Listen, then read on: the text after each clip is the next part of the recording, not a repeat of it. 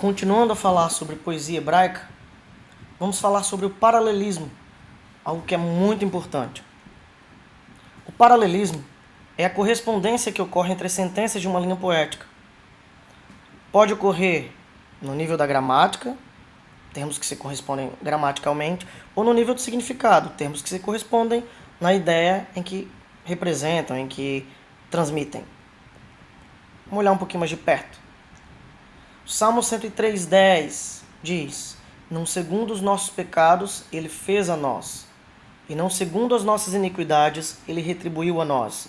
Está numa tradição um pouco mais literal para que a gente veja bem aqui as correspondências. Não segundo os nossos pecados, não segundo as nossas iniquidades. Ambos são substantivos, tem significação também parecida.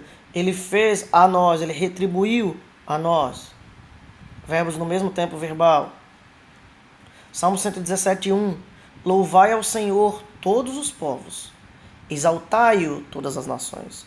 Louvai e exaltai são verbos, então correspondem-se gramaticalmente falando. Ao Senhor e omitindo o ao Senhor, substituindo pelo pronome. Todos os povos, todas as nações. Às vezes as formas gramaticais vão ser realmente idênticas, mas nem sempre o significado. A gente vê isso no Salmo 103:3 e em alguns exemplos que nós vamos olhar também agora. Salmo 92:1, por exemplo.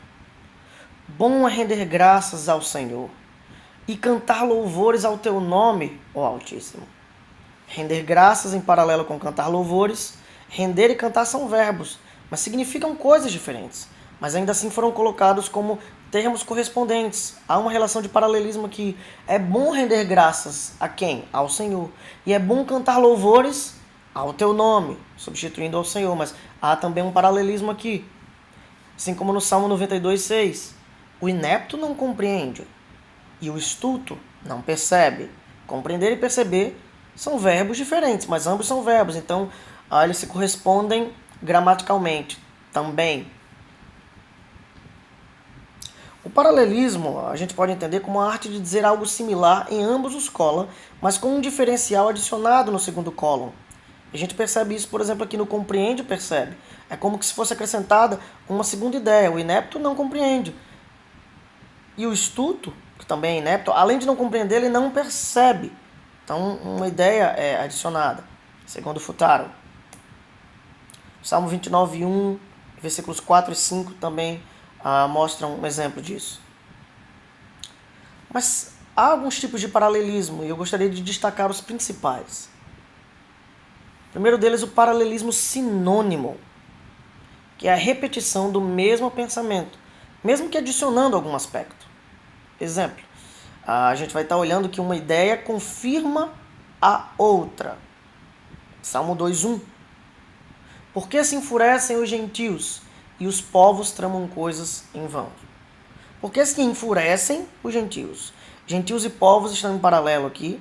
Por que se enfurecem as nações, dependendo da sua versão, ou os povos? E os povos tramam. Tramam está em paralelo com enfurecem, coisas vãs. Você vê que uma ideia está confirmando a outra, mesmo que adicionando algo a mais. Eles não apenas se enfurecem, mas também tramam algo. Salmo 92:1, conforme já citado, também diz isso. Bom é render graças, também nos mostra esse paralelismo. Bom é render graças ao Senhor e cantar louvores ao teu nome Altíssimo.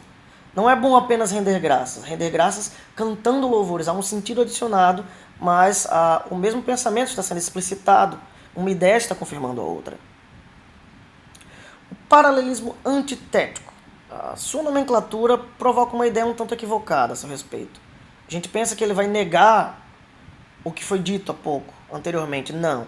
Ele confirma uma ideia anterior, fazendo uso de termos opostos, antônimos. Por isso o nome antitético. Vou pegar um exemplo lá em Provérbios 10:1. O filho sábio alegra seu pai, mas o filho insensato é a tristeza da mãe. Ambos os cola, nessa linha, estão transmitindo a ideia de que filhos sábios alegram os seus pais, pai e mãe. Mas ele mostra isso de modo a se utilizar de antônimos no segundo cólon. O filho sábio alegra o pai, mas o filho insensato, o contrário de sábio, entristece ou é a tristeza da mãe. Então perceba que a ideia de que filhos sábios alegram os pais está sendo reforçada, mas por uso de palavras contrárias, de antônimos, no segundo cólon. E dentre os principais, os maiores, mais abundantes, o paralelismo sintético também pode ser mencionado. É um paralelismo no qual o segundo cólon simplesmente adiciona nova informação ao primeiro. Salmo 126:1 é um bom exemplo disso. Quando o Senhor restaurou a sorte de Sião, ficamos como quem sonha. É um paralelismo talvez um pouco mais esquisito, mais difícil de perceber, mas de fato ele apenas adiciona nova informação ao primeiro. Há outras categorias de paralelismo, como o emblemático, que a gente vê no 42:1, que usa uma imagem a mais para entender o sentido do que quer ser passado. Paralelismo repetitivo, como no 29:1, tributai ao Senhor, glória e filhos de Deus, tributai ao Senhor, glória e força, tributai ao Senhor, a glória devido ao seu nome. Então, ele tem esse nome por isso, repete mesmo. E em especial, dessas outras categorias, eu gostaria de destacar o quiasmo. Quiasmo, a gente vê no Salmo 1:6, por exemplo, no Salmo 2. Vamos olhar outros exemplos até mesmo fora do livro de Salmos. Ele tem esse nome, quiasmo, por causa da letra grega que tem um formato de X, porque o quiasmo, ele nos mostra meio que um X entre os cola da linha poética, como no texto de Gênesis 1:27. Criou Deus, pois, o homem à sua imagem. A imagem de Deus o criou. Criou Deus, paralelo com o criou, que já está no final do segundo cólon, a imagem no início do segundo e no final do primeiro. Perceba que há um X aqui. Criou Deus o homem à sua imagem. A sua imagem, ou a imagem de Deus, o criou. Criou o homem, o criou. E aquilo que está no centro do quiasmo é o grande foco da linha em questão. Isso é sempre bom de destacar. O quiasmo, esse xizinho, ele é usado para que o que está no centro seja o foco. Nesse texto, por exemplo, então nós temos: criou Deus, pois, o homem à sua imagem, a imagem de Deus o criou. A imagem está no centro do quiasmo. A ideia dessa passagem é mostrar o foco na imagem de Deus, que Deus criou o homem à sua imagem, alguém que deveria representá-lo. Falamos agora das imagens, então. Mas imagens poéticas, uma característica muito comum na poesia hebraica. Na poesia como um todo, mas em especial o nosso foco aqui é a poesia hebraica. Nós vemos no livro de Salmos, por exemplo, figuras como ovelha, campos verdes, pastos, sol se pondo, corça selvagem em meio ao deserto, dentre tantas outras figuras, tantas outras imagens. Elas são parte quase que indispensável da poesia. Olha o Salmo 104, por exemplo. O Salmo 104 nos mostra um bom exemplo disso. Bendize a minha alma ao Senhor, Senhor Deus meu, como tu és magnificente, sobrevestido de glória e majestade, coberto de luz como de um manto. Tu estendes o céu como uma cortina, pões nas águas o vigamento da tua morada, e por aí vai. Uso de imagens muito forte. As imagens, elas são figuras ou ações de coisas concretas. Por exemplo, Salmo 119, 105, que diz: lâmpada para os meus pés é a tua palavra, e luz para os meus caminhos. Percebe? O uso da imagem da luz, iluminando os passos daquele que caminha em terra escura. As imagens funcionam criando associações. Uma olhada no Salmo 33, versículo 20. Olha o que ele diz. 33, 20.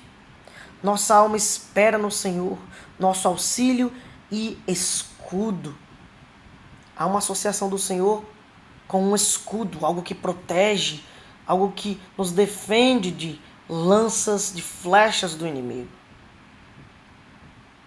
Há então um domínio de origem e um domínio de destino nas imagens. O domínio de origem, que se refere ao local de onde veio essa imagem, quando se chama o Senhor de escudo. De onde vem isso, essa ideia? É daquele escudo que os soldados usavam. Ou quando diz que o Senhor é um pastor. Que pastor é esse? Um pastor de ovelhas. O Senhor é meu pastor, nada me faltará, por exemplo. Um pastor de ovelhas, um pastor daquela região, daquela época, que apacentava os rebanhos, que cuidava deles, que levava para beber água, para se alimentar no pasto. E há um domínio de destino. é aquele para quem a imagem aponta. No caso, por exemplo, o Senhor é meu pastor. O domínio de origem é um pastor palestino daquele tempo. E o domínio de destino é o Senhor. O Senhor, a imagem está sendo associada a Ele. O Senhor está sendo chamado de pastor. No Salmo 33:20, o Senhor está sendo chamado de escudo, por exemplo. Você quer encontrar, então, os tesouros do livro de Salmos como um grande desbravador, alguém que procura o tesouro mais escondido, mais precioso, difícil de achar? Você quer encontrar as pérolas maravilhosas desse livro? Sem dúvida alguma. Conhecer um pouco mais dessa poesia, poesia hebraica, vai nos ajudar a entender melhor os tesouros escondidos da lei do Senhor no livro de Salmos. Com certeza. Deus te abençoe, então. Até a próxima.